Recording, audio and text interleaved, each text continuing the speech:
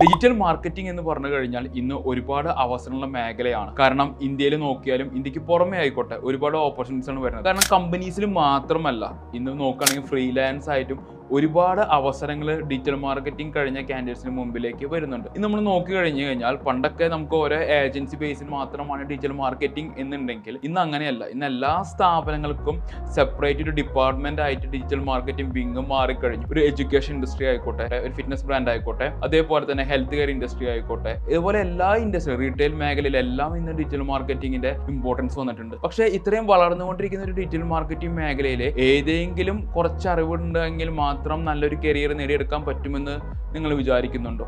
ഇല്ല എന്നുള്ളതാണ് പ്രത്യേകത.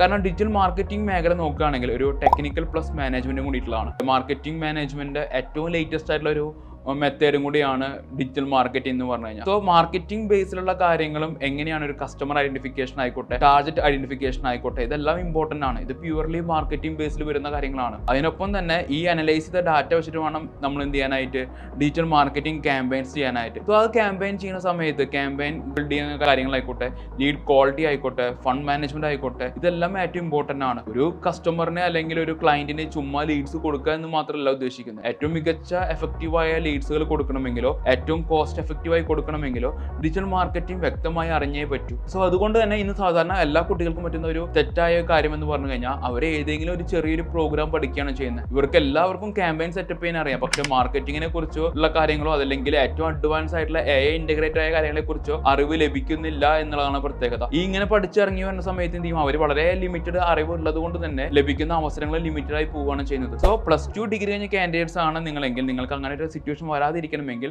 നിങ്ങൾ ഏറ്റവും നല്ല മികച്ച പ്രോഗ്രാംസ് വേണം ചൂസ് ചെയ്യാനായിട്ട്. ഇന്ന് ഡിജിറ്റൽ മാർക്കറ്റിംഗിന്റെ തന്നെ അഡ്വാൻസ് ആയിട്ടുള്ള ന്യൂറോ ഡിജിറ്റൽ മാർക്കറ്റിംഗ് അതുപോലെ തന്നെ ബ്രാൻഡ് മാനേജ്മെന്റ് കമ്പൈൻ ചെയ്തിട്ടുള്ള പ്രോഗ്രാംസ് വിത്ത് ഗ്ലോബൽ സർട്ടിഫിക്കേഷനിൽ ഇന്ന് അവൈലബിൾ ആണ്. കാരണം ഗ്ലോബൽ സർട്ടിഫിക്കേഷൻ ഇമ്പോർട്ടൻസ് പറയാൻ കാരണം വെച്ചാൽ ഇന്ന് ഒരുപാട് കുട്ടികൾ ഇന്ത്യക്ക് പുറമെ പോയി പഠിക്കുന്ന പ്രോഗ്രാമും ഉള്ളതും ഡിജിറ്റൽ മാർക്കറ്റിംഗ് ആണ്. അവർ അവിടെ നിന്ന് ഏറ്റവും നല്ല സർട്ടിഫിക്കേഷൻ ഗ്ലോബൽ സർട്ടിഫിക്കേഷനിൽ ഇന്റർനാഷണൽ കരിയറിനായി അവർ പഠിച്ചു വരുന്ന സമയത്ത് നമ്മൾ ഏതെങ്കിലും ഒരു ചെറിയ പ്രോഗ്രാമിൽ ഏതെങ്കിലും സർട്ടിഫിക്കേഷനിൽ പഠിച്ചിറങ്ങി വന്നു കഴിഞ്ഞു കഴിഞ്ഞാൽ നല്ല കരിയർ നേടിയെടുക്കാൻ സാധിക്കില്ല. സോ ഏറ്റവും നന്നായി ചിന്തിക്കുക, നല്ല ഡിസിഷൻസ് തിരഞ്ഞെടുക്കാനായിട്ട് ശ്രമിക്കുക.